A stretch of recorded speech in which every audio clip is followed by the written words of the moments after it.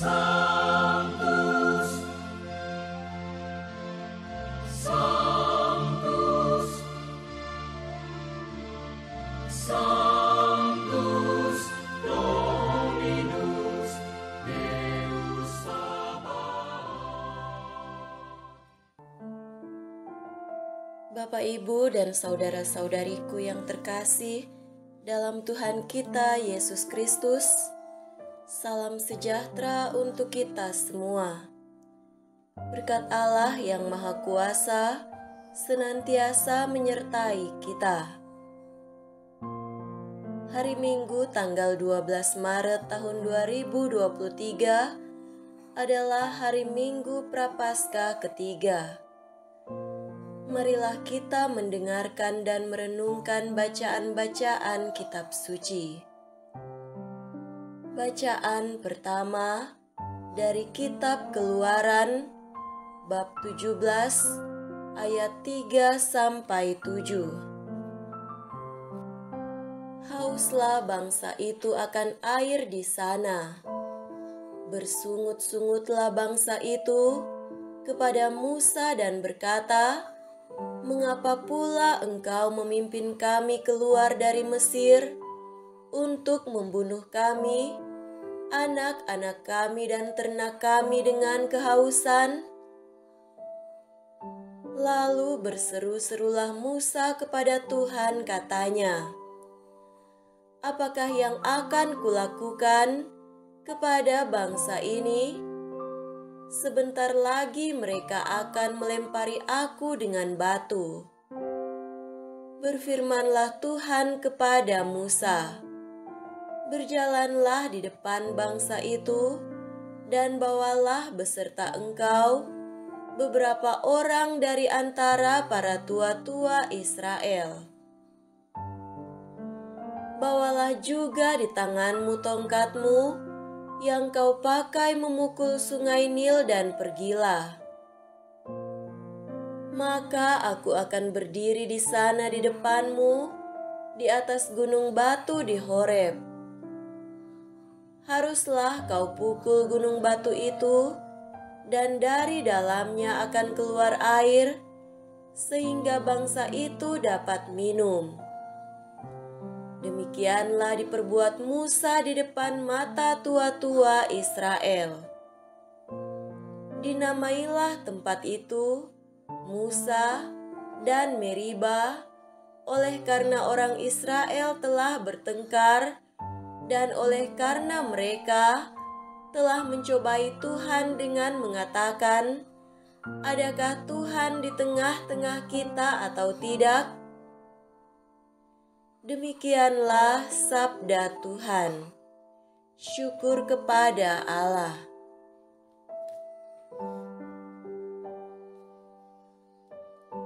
Bacaan kedua dari surat Rasul Paulus kepada jemaat di Roma, bab 5 ayat 1 sampai 2, dilanjutkan dengan ayat 5 sampai 8. Sebab itu, kita yang dibenarkan karena iman, kita hidup dalam damai sejahtera dengan Allah oleh karena Tuhan kita Yesus Kristus. Oleh Dia kita juga beroleh jalan masuk oleh iman kepada kasih karunia ini. Di dalam kasih karunia ini, kita berdiri dan kita bermegah dalam pengharapan akan menerima kemuliaan Allah. Dan pengharapan tidak mengecewakan, karena kasih Allah telah dicurahkan di dalam hati kita oleh Roh Kudus yang telah dikaruniakan kepada kita. Karena waktu kita masih lemah, Kristus telah mati untuk kita, orang-orang durhaka, pada waktu yang ditentukan oleh Allah. Sebab tidak mudah seorang mau mati untuk orang yang benar, tetapi mungkin untuk orang yang baik ada orang yang berani mati. Akan tetapi, Allah menunjukkan kasih-Nya kepada kita oleh karena Kristus telah mati untuk kita ketika kita masih berdosa. Demikianlah sabda Tuhan. Syukur kepada Allah.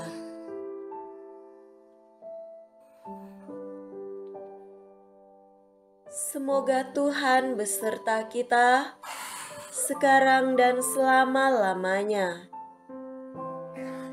Inilah Injil suci menurut Yohanes. Dimuliakanlah Tuhan. Injil Yohanes bab 4 ayat 5-42. Maka sampailah ia ke sebuah kota di Samaria yang bernama Sikar dekat tanah yang diberikan Yakub dahulu kepada anaknya Yusuf. Di situ terdapat sumur Yakub. Yesus sangat letih oleh perjalanan, karena itu ia duduk di pinggir sumur itu. Hari kira-kira pukul 12. Maka datanglah seorang perempuan Samaria hendak menimba air.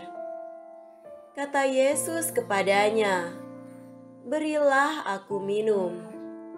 Sebab murid-muridnya telah pergi ke kota membeli makanan. Maka kata perempuan Samaria itu kepadanya, "Masakan engkau, seorang Yahudi, minta minum kepadaku, seorang Samaria?" Sebab orang Yahudi tidak bergaul dengan orang Samaria. Jawab Yesus kepadanya, "Jikalau engkau tahu tentang karunia Allah dan siapakah Dia yang berkata kepadamu, 'Berilah aku minum,' niscaya engkau telah meminta kepadanya, dan Ia telah memberikan kepadamu air hidup." Kata perempuan itu kepadanya, "Tuhan, engkau tidak punya timba dan sumur ini amat dalam. Dari manakah engkau memperoleh air hidup ini? Adakah engkau lebih besar daripada bapa kami Yakub, yang memberikan sumur ini kepada kami, dan yang telah minum sendiri dari dalamnya, ia serta anak-anaknya dan ternaknya?" Jawab Yesus kepadanya, "Barang siapa minum air ini, ia akan haus lagi. Tetapi barang siapa minum air yang akan kuberikan kepadanya, ia tidak akan haus untuk selama-lamanya. Sebaliknya air yang akan kuberikan kepadanya akan menjadi mata air di dalam dirinya yang terus-menerus memancar sampai kepada hidup yang kekal." Kata perempuan itu kepadanya, "Tuhan, berikanlah aku air itu, supaya aku tidak haus dan tidak usah datang lagi ke sini untuk menimba air." Kata Yesus kepadanya, "Pergilah, panggillah suamimu dan datang ke sini." Kata perempuan itu, "Aku tidak mempunyai suami." Kata Yesus kepadanya, "Tepat katamu bahwa engkau tidak mempunyai suami, sebab engkau sudah mempunyai 5 suami, dan yang ada sekarang padamu bukanlah suamimu. Dalam hal ini, engkau berkata benar." Kata perempuan itu kepadanya, Tuhan, nyata sekarang padaku bahwa Engkau seorang nabi. Nenek moyang kami menyembah di atas gunung ini, tetapi kamu katakan bahwa Yerusalemlah tempat orang menyembah. Kata Yesus kepadanya, "Percayalah kepadaku, hai perempuan, saatnya akan tiba bahwa kamu akan menyembah Bapa, bukan di gunung ini dan bukan juga di Yerusalem.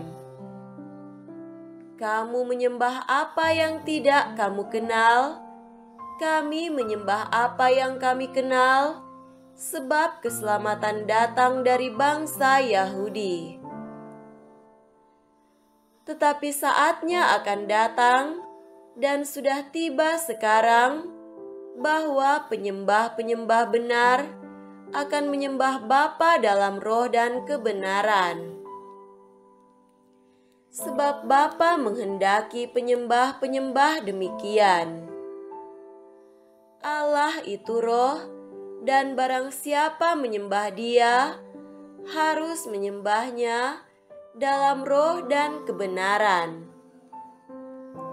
Jawab perempuan itu kepadanya, "Aku tahu bahwa Mesias akan datang, yang disebut juga Kristus. Apabila Ia datang, Ia akan memberitakan segala sesuatu kepada kami." Kata Yesus kepadanya, "Akulah Dia yang sedang berkata-kata dengan engkau." Pada waktu itu, datanglah murid-murid-Nya dan mereka heran bahwa Ia sedang bercakap-cakap dengan seorang perempuan. Tetapi tidak seorang pun yang berkata, "Apa yang engkau kehendaki?" atau "Apa yang engkau percakapkan dengan dia?" Maka perempuan itu meninggalkan tempayannya di situ, lalu pergi ke kota dan berkata kepada orang-orang yang di situ, "Mari lihat, di sana ada seorang yang mengatakan kepadaku segala sesuatu yang telah kuperbuat. Mungkinkah Dia Kristus itu?" Maka mereka pun pergi keluar kota, lalu datang kepada Yesus. Sementara itu, murid-murid-Nya mengajak Dia, katanya, "Rabi, makanlah." Akan tetapi Ia berkata kepada mereka, "Padaku ada makanan yang tidak kamu kenal." Maka murid-murid itu berkata seorang kepada yang lain, "Adakah orang yang telah membawa sesuatu kepadanya untuk dimakan?" Kata Yesus kepada mereka, "Makananku ialah melakukan kehendak Dia yang mengutus aku dan menyelesaikan pekerjaannya. Bukankah kamu mengatakan, 4 bulan lagi tibalah musim menuai?' Tetapi aku berkata kepadamu, lihatlah sekelilingmu dan pandanglah ladang-ladang yang sudah menguning dan matang untuk dituai. Sekarang juga penuai telah menerima upahnya, dan ia mengumpulkan buah untuk hidup yang kekal, sehingga penabur dan penuai sama-sama bersuka cita. Sebab dalam hal ini benarlah peribahasa, yang seorang menabur dan yang lain menuai. Aku mengutus kamu untuk menuai apa yang tidak kamu usahakan. Orang-orang lain berusaha, dan kamu datang memetik hasil usaha mereka. Dan banyak orang Samaria dari kota itu telah menjadi percaya kepadanya karena perkataan perempuan itu yang bersaksi, "Ia mengatakan kepadaku segala sesuatu yang telah kuperbuat." Ketika orang-orang Samaria itu sampai kepada Yesus, mereka meminta kepadanya supaya ia tinggal pada mereka. Dan ia pun tinggal di situ 2 hari lamanya. Dan lebih banyak lagi orang yang menjadi percaya karena perkataannya, dan mereka berkata kepada perempuan itu, "Kami percaya, tetapi bukan lagi karena apa yang kau katakan, sebab kami sendiri telah mendengar Dia, dan kami tahu bahwa Dialah benar-benar juru selamat dunia." Demikianlah sabda Tuhan. Terpujilah Kristus.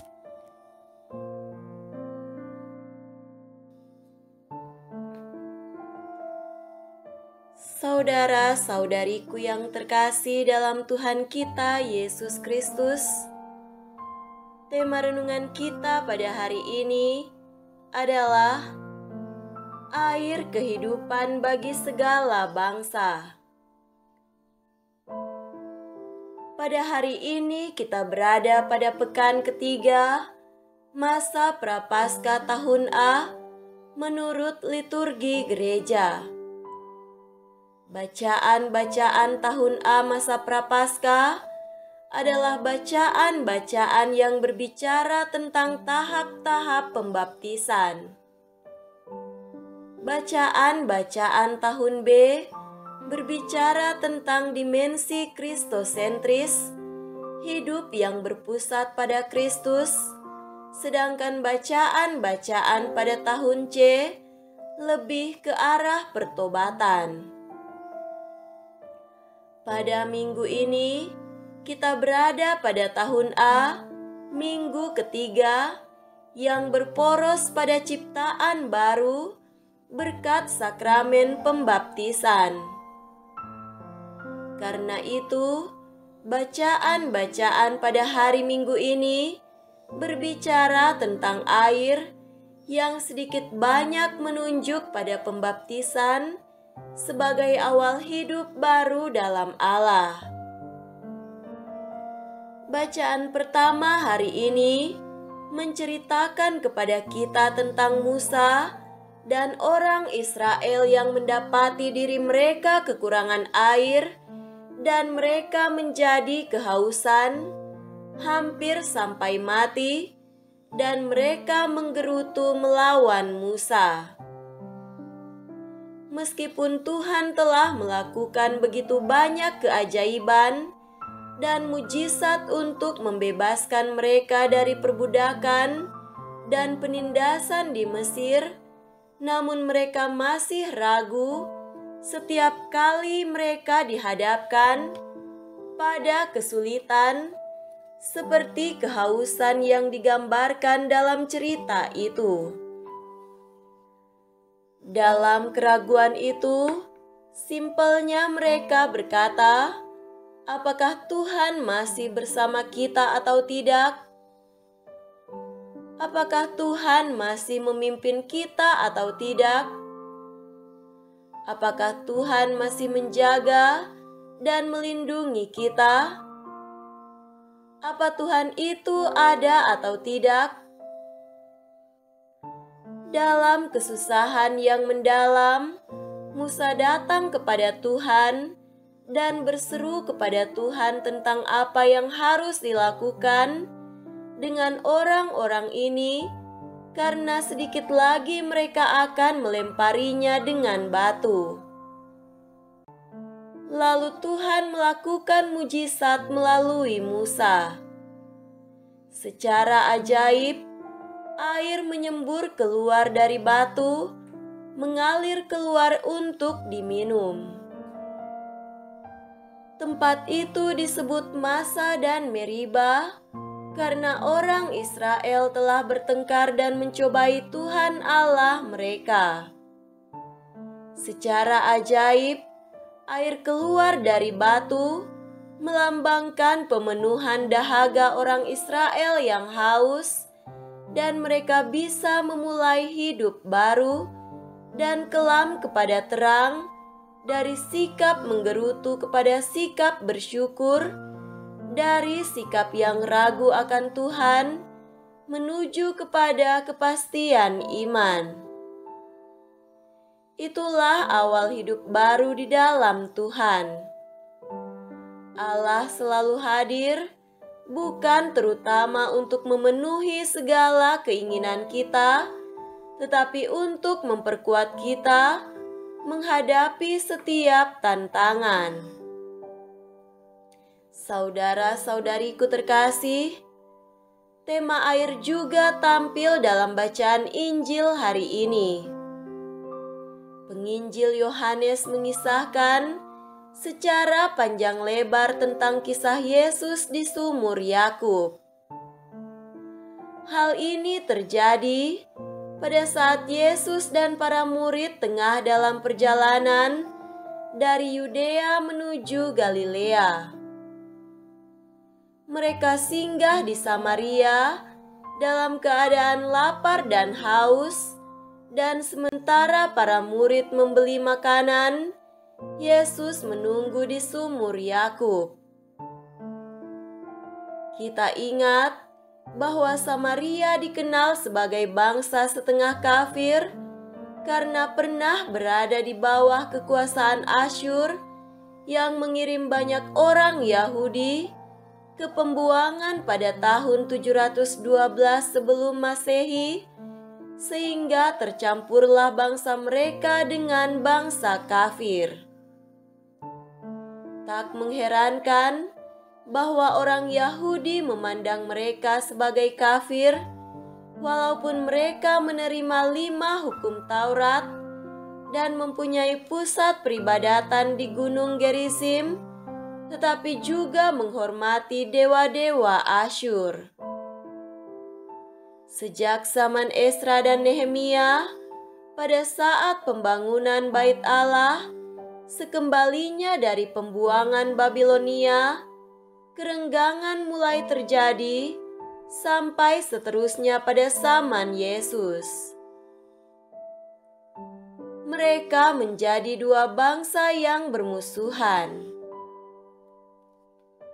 Saudara-saudariku terkasih, kepada wanita Samaria, Yesus berkata, "Kamu akan meminum air yang kuberikan kepadamu, dan kamu tak akan haus lagi." Itulah maksudnya, jika mereka menerimanya, mereka dilahirkan secara baru, dan kata Yesus, "Air yang akan kuberikan kepadanya akan menjadi mata air di dalam dirinya yang terus-menerus memancar sampai kepada hidup yang kekal." Tak mengherankan wanita Samaria itu menjawab, "Tuan, berilah air itu supaya aku tidak haus dan tidak usah datang lagi ke sini untuk menimba air." Jelaslah kalau Roh Kudus diberikan kepadanya, maka hidup kekal akan dimilikinya, dan kehausan akan keselamatan akan terpenuhi dalam diri Yesus. Wanita itu dihantar kepada iman akan Allah yang hidup di dalam diri Yesus. Dan seperti kata Rasul Paulus, kita dibenarkan karena iman, kita hidup dalam damai sejahtera dengan Allah. Oleh Dia, kita juga beroleh jalan masuk ke dalam kasih karunia Allah. Dan kasih Allah telah dicurahkan kepada kita oleh Roh Kudus. Surat Paulus kepada jemaat di Roma ini menegaskan pemahaman tentang air yang diberikan Yesus yang membuat wanita Samaria itu tidak akan haus lagi karena sudah berada dalam kasih Allah.